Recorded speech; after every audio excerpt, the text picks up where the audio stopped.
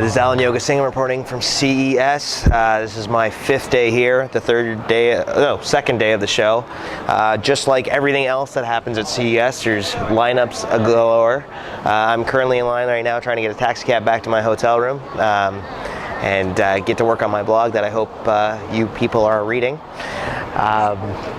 As you can see, the lineup is not moving very fast at all, so you can tell I've been here for quite some time. The day up until this point was actually quite good. I started my day by following up on the Intel keynote last night, where Intel introduced their first smartphone in quite some time in China.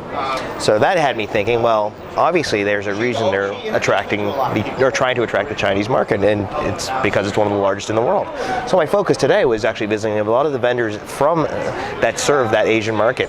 So I had a chance to visit booths from K-Touch, which are a Korean manufacturer, ZTE, and Huawei. Now Huawei was an interesting case in the sense that they're trying to break into the North American market. So the typical belief that Chinese electronics are inferior are kind of being pushed aside by Huawei as they try to introduce very high-end smartphones to the Chinese and the North American markets at the same time. So it'll be interesting to see how all that strategy works out for them, and if they can penetrate a very crowded smartphone market in the US. Biggest surprise of the day was checking out the Motorola booth, where they were actually letting people have hands-on with their new line of, as they called it, consumer enterprise, which they felt was a great way of saying, or a great way of promoting phones that were working for the consumer space and the business space. As the gentleman from Motorola explained it to me, their new phones, the Droid 4, the Atrix 2,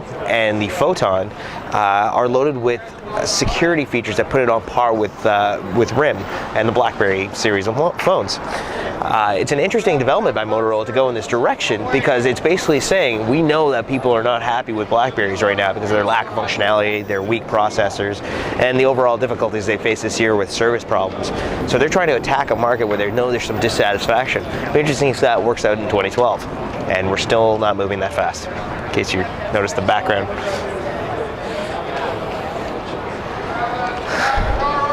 Yeah, it's one of those days. Well, tomorrow's going to be my busiest day.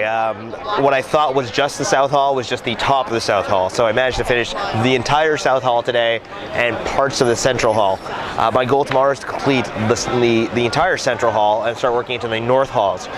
Will I get it done? Stay tuned. Or I still might be in this cab line.